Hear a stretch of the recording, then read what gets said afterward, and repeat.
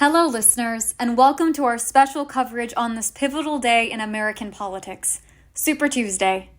Today, we welcome Carlo Macomber, a dedicated researcher from Unite America, who will guide us through the intricacies, historical significance, and evolving landscape of this monumental day.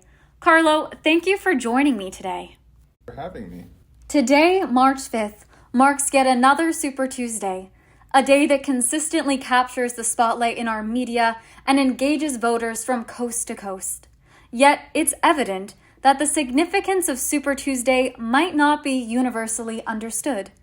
Why is this day such a critical juncture in our primary election season? To kick things off, Carlo, could you provide us with an overview of Super Tuesday's history?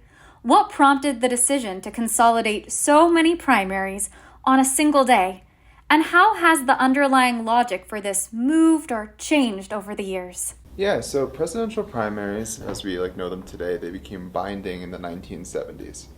And Super Tuesday as a term has evolved in its meaning and how it's been used. So it was originally actually used to describe the very last Tuesday of the primary season. It was just a day where California, New Jersey, and other large states with a lot of delegates voted. So that's very different from today, where it becomes early in the season. What many people consider the first modern Super Tuesday was in 1984. That was kind of the beginning of the front loading of the primaries, right? So more and more states are we want to go early in the calendar. We'll have more influence in who the nominees are.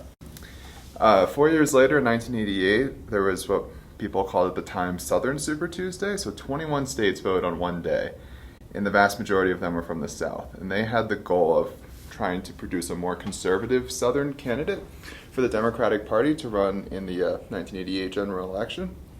They thought perhaps one candidate from the region would win a lot of the elections, build momentum, and go on and win the nomination.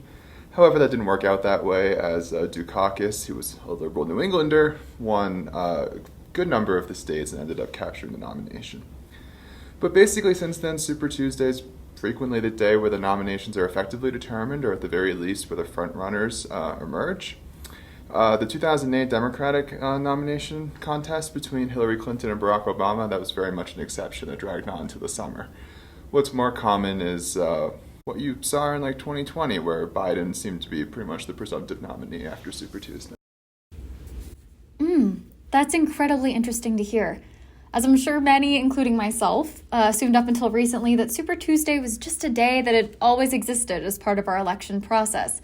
However, that is certainly not the case. So thank you for providing that insightful historical background. And to continue with insights from your research, I know that your findings have led to a concept that some here amongst us at Unite America have dubbed Soggy Tuesday, referring to notably low voter turnout engagement. Carlo, could you explain what factors contribute to this phenomenon, especially in the context of what we call the primary problem? Soggy Tuesday, huh? Yeah, Soggy Tuesday. I haven't heard that. Who's been saying that? I'll plead the fifth. Okay. Well, one thing that's actually interesting about Super Tuesday is the states that vote on that day tend to have, on average, slightly higher turnout than other states, but it's still obviously very low. So in 2020, Super Tuesday states, they on average saw about a 6.5 percentage point higher turnout than the states that voted on any other day in the primary calendar. But even then, they only averaged about 28-29% turnout, so it's below 30%. But it's still interesting that turnout's higher when many states vote on the same day. Researchers at the Bipartisan Policy Center found that this wasn't really a one-off. States tend to see higher primary turnout when they hold their primaries on the same day as other states, especially states that are in their same region. Right, so one proposal that some people have pushed is to have regional primaries, maybe all the southern states, the northeastern states, etc., hold their primaries on the same day. Others have talked about maybe having a national primary day. That has other pros and cons, it's a whole other debate we're not getting into today, but it probably would increase turnout, just as all the focus and attention would be on a single day. So another reason for low turnout is, of course, closed primaries, right? So as we've talked about here in Unite America, 22 states have closed presidential primaries. So voters must register with a party in those states in order to participate. This year, 23.5 million independents and another 3.5 million minor party voters cannot vote in presidential primaries unless the state parties explicitly allow their participation, which is pretty rare. This is not surprising, but research finds that states with more open primary systems, those that allow all eligible voters to participate, tend to have higher turnout in primary elections, right? So one pretty easy thing that could be done is to simply just allow all eligible voters to participate in all elections. And of course, these elections are taxpayer funded. Your last point strikes me as both insightful and practical, Carlo. And come to think of it, there certainly appears to be data to back this up. I was particularly interested in reading the citizen data poll findings that were commissioned by Unite America, and these findings show that 91% of Americans believe all voters should have the opportunity to vote for any candidate in every taxpayer-funded election. Period. So these findings, paired with your suggestion for improvement, together really seem to echo that there is already a strong public sentiment toward inclusivity within our electoral process. But I am curious, Carlo, within the tapestry of today's Super Tuesday events, we are seeing a variety of primary systems at play, each with its own unique set of rules. Specifically, I'm intrigued by California's Top 2 system. Could you perhaps explain a little bit about how California's approach to the primaries differs from the other states participating today? And could you also maybe explore how this variety in electoral systems might be influencing factors like voter engagement, competitive dynamics, and even the strategies that the candidates are adopting? Yeah, so as you alluded to, Super Tuesday is not just about the presidential contest, it's also the start of congressional primary season. So 5 states, including California, hold their congressional primaries and their presidential primary on the same day, with that day being Super Tuesday. The other 4 states are Alabama, Arkansas, North Carolina, and Texas, and they all hold partisan primaries. They have a combined total of 63 congressional districts, and 61 of them are rated as safe by the Cook Political Report, meaning that one party is basically guaranteed to win the district. So the only election that matters in these districts is the dominant party's primary, and the candidates in those primaries only have to appeal to the small and very unrepresentative primary electorate that votes in their primary. So this usually involves taking more extreme positions that appeal to the primary voters and are far less appealing to the broader electorate. Right? But in California, things are different because California has a top 2 nonpartisan primary system. It leads to very different dynamics. There's just one primary in which all candidates participate regardless of their party, and all voters can participate in this primary as well. The top 2 finishers, regardless of what party they come from, advance to the general election. So this means that the candidates have to appeal to a much broader electorate in the primary. We got Democrats, Republicans, Independents, everybody will be able to vote in the same contest. And in districts that lean heavily toward one party or the other, there's a chance that 2 candidates from the dominant party advance to the general election. This is something that you don't see in partisan primary systems where there's just one nominee from each party. But when this does happen, and you get 2 candidates from the same party in the general election, they cannot simply rely on their partisanship to win the election. They must appeal to all voters in their district to win, including those from the other party. So basically, there's a lot more competition in a state like California that has a nonpartisan primary system than there are in the very many states that have partisan primaries. And the candidates in these nonpartisan systems are incentivized to take more representative positions to win. Carlo, that is quite clarifying and also incredibly helpful context. So thank you for providing these insights on California's Top 2 system, especially as it is so different and is likely going to be compared to the other Super Tuesday primaries taking place today. This is really centering how we should be looking at the California system in relation to the others. Staying on California's system for just a moment longer, would you mind walking me through how this system is impacting polarization within the state legislature? I know it's a topic that the Unite America Institute produced a report on last year, so I'd love to just hear a little bit more about these findings.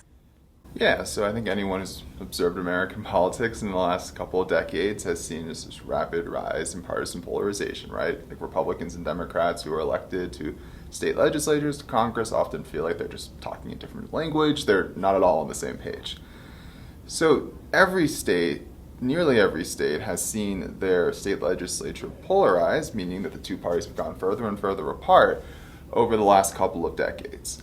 But California is one of a very small number of states that's actually depolarized, and it's depolarized since it implemented top two nonpartisan primaries in 2012. I know from many outsiders' perspectives, they don't think necessarily, oh, California state government is like, this is what we're going for, this is perfection, right? And no one's saying it's perfect, no one's saying it's the ideal, but the fact is that it implemented this reform and it has started to depolarize. The two parties have started to get a little bit closer together, right? This is not like a cure-all, but it just puts it in a much better state than, like, imagine where it would be without reform. Indeed, Carlo. While there is no one-size-fits-all solution for election reform, some would call it a silver bullet, if you will, it is clear that there are steps, as you just outlined, that states can take towards improvement.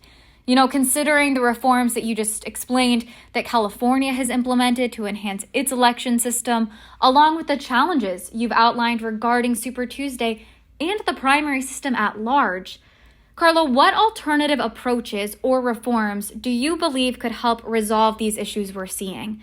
And further, could you explain how these proposed changes could potentially affect voter engagement and representation? Yeah, so one of the biggest things we want to do is reform the system to get to a point where a large representative electorate is participating in the elections that truly matter. We rarely have that right now. So many races are effectively determined in partisan primaries, which, as I said, have a very small and unrepresentative electorate, right? So that shift could make a big difference in our politics. And one way to accomplish that, and the one that we see here is the most plausible and problem, is to abolish partisan primaries and replace them with nonpartisan primaries. So, in terms of impacting engagement, scholarly research shows that participation does increase in nonpartisan primaries by up to 6 percentage points just by making that change. There are other impacts or other things that may increase it further, right? Like if more candidates run that appeal to more voters who don't vote, they might turn out. But that's kind of like a hard thing to predict in research. Competition also increases when nonpartisan primaries are implemented. To put it pretty simply, in nonpartisan primary states, there are fewer general elections where a candidate can simply say, I'm the Democrat and win because the district is a Democratic district, or I'm the Republican and win because the district is a Republican district. So in Alaska, which implemented top 4 nonpartisan primaries in 2022, which allowed for even more competition than top 2, the share of voters who are participating in the elections that actually matter increased by 58% compared to 2020. So not only do you have more people participating, you have more people actually participating in a meaningful way, casting ballots in those elections that really matter. So like these reforms, nonpartisan primaries, whether it's top 2, top 4, or 5, or any other version, they're not going to solve every problem, but it is a significant step in the right direction. They put voters first by giving them more voice and more choice, which usually leads to more representative candidates ultimately winning. Quickly just touching on the Alaska reform a little bit further, I would love to hear how the voters cast their ballots when the time came to actually use, top 4 nonpartisan primaries in the state. Was there ultimately a winner overwhelmingly on one side of the aisle or the other? How did this reform shake out when it came to how voters actually cast their ballots regarding who their top preferences were and how it really shook out with the ranking in the end? Yeah, so in Alaska, you saw voters being able to express diverse views, right? So in the U.S. House election, you had a moderate Democrat, Mary Peltola, won. She became the first Alaska native to represent the state in Congress. But in the U.S. Senate, you saw a moderate Republican, Lisa Murkowski, win re-election. And for the governor's race, you actually saw a conservative Republican, Dunleavy, who was the incumbent and had been endorsed by Trump. He won re-election, and he won a majority of votes in the first round of that contest as well. So there's really a diversity of candidates winning. And at the state legislative level, you saw very little change in the partisan makeup of who was elected, but I think we've seen some change in how willing they are to work together. both the Alaska House and the Alaska Senate have bipartisan governing coalitions at the same Wow. time, which is pretty cool. Yeah, I'd agree. That is very cool. So, Carlo, based on your research and the current political climate we're in right now, I know you don't have a magic 8-ball or anything of that sort, but what do you predict for the future of Super Tuesday and primary elections in general? What should voters and policymakers pay attention to as we approach these critical voting events, both this year and in the years to come? Yeah, so the ironic thing is, if we don't do anything and there's no reform, it's pretty easy to predict. I think we would see a lot more of the same, right? At the congressional level, you'd see primaries effectively determining most districts' representatives, and you would see a very small, unrepresentative, but engaged electorate effectively, determining who wins these offices. Which is like a sad thing to think about, so we shouldn't do that, but that's the easy prediction. I think on the presidential side, you would continue to see Super Tuesday be a big event, right? Big media day. It would probably be when the vast majority of nominees are chosen. And while it won't effectively determine the presidency, it will continue to determine who all voters basically get to choose from in November, right? They're down to 2 candidates, and a small unrepresented group of people chose them for everybody. So that's if we do nothing, right? But if we continue to win and adopt reforms state by state across the country, then I think things could look very different. Right? We could see more participation like we've seen in California and Alaska and other states. We could see more people voting in the elections that really matter. And we could see more competition shift from the primary to the general election when the most people are voting, and all that would lead to more representative outcomes. In terms of what people should pay attention to, I think right now, as we still have this current system, I wish more people would pay attention to just how few voters are actually influencing these outcomes because of the way the system is set up right now. It's not fair, right? It's not basically meant to allow large groups of voters or a majority of voters to really have their voice be heard, right? You see this clear distinction between polling where you see so few, or a lot of people, majority of people don't want either Trump or Biden to be running for the presidency again, but then you see the primary results and they're winning with very large vote totals, right? So I just thought, rather than, I think to me there's a pretty simple way to how you can make sense of both of those things, right? The polls actually try getting a fairly representative sample of the entire country, and the primaries are not. So I just wish there was a little bit more focus on that from both the media and policymakers to recognize that there's a need for change and reform. Carlo, when you said that only a small percentage of voters are not only electing, our presidential nominees, but also the vast majority of our congressional representatives who eventually end up in Washington, D.C. in Congress, could you perhaps provide a little bit more granular data regarding what we're talking about with these numbers? How many voters exactly are electing what percentage of Congress? I do think this is just a very important point to hit on as we contextualize this topic. Yeah, so in 2022, 83% of U.S. House districts were rated safe for one party or the other. So those districts were all effectively determined in the dominant party primary in each district. And only 8% of voting age Americans actually participated in those primaries that determine the winner. So basically we say here 8% of Americans elected 83% of the US House in 2022. And this year, primary season's just getting underway, but the numbers will look very, very similar, most likely. Yes, and that is what we call the primary problem in our politics today. But I will say, there is thankfully a primary solution to this problem. And not only that, the primary solution happens to be the same title as a book that just dropped last week, which I think you definitely know a lot about, Carlo, considering you were a key researcher on that project. On February 27th, The Primary Solution, Rescuing Our Democracy from the Fringes, authored by Unite America's executive director, Nick Troiano, went live on all platforms online, wherever you want to get your books, audiobooks. It's in bookstores. And it is a phenomenal read, really underscoring how these state level changes can make such a big impact in fixing our election systems and producing a more representative government. So it is just such a wonderful read. I would really encourage others to purchase the book and dive into that content, as I think it will be quite informative for others to really learn from and absorb.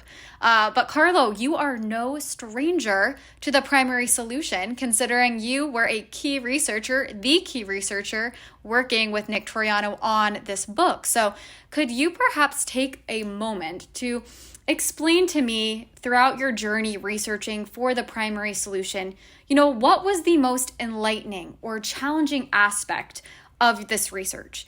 And also, what advice, if you have any, would you give voters who are currently disillusioned by our present primary system? Well, first, everyone should go buy and read The Primary Solution. I could not agree more. It's a great book. It feels like the most obvious first step to take right now. But in terms of things that are really challenging, like when you really dive into this work and you are collecting, whether it's anecdotes or data, any form of research for a book like this, it really stood out to me that it's just like so challenging, really, for our nation to solve like its biggest problems right now, right? And I think everyone feels this, but doesn't necessarily trace it back to like how we elect people, right? But no matter what issue you care deeply about, and regardless of whether you're on the left, the right, or somewhere in between, we need to reform how we elect our representatives in order to incentivize them to focus on these pressing challenges and actually try to solve them for real. As many have found out, it's just so difficult to make progress on solving any of these problems until we fix the broken incentive structure in our politics. As for what people should do beyond buying the book, I think we need to remember that it doesn't have to be this way. We don't have to live with what we have now forever, right? Things have been better in the past, and things can certainly be better in the future. So I encourage people to learn more and get involved. There are dozens of national and state-based organizations working on election reform all around the country. State campaigns are emerging every election cycle, and they need supporters and volunteers on the ground. So there are many ways to get involved and join the Voters First movement, and I encourage everyone to do so.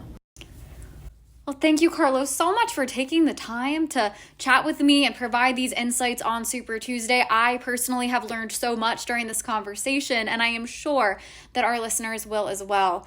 And, I will also say happy Super Tuesday. Got to close with that, or Soggy Tuesday, whatever way you want to put it. Hopefully, we will see more of our fabulous reforms being passed across the country. And by the next Super Tuesday, I'll be here talking with you, and you'll have a different narrative to tell, where we see more voters participating, more representative outcomes, just, better primary day all around. But we're not there yet, so wishful thinking. And as Carlo had said, if people can get involved, that is a great way to really make a difference in this movement. So I would encourage you to check out our partner organizations to see different opportunities within your states and local communities where you can also work alongside us to push this movement forward and help put voters first. So thank you again, Carlo.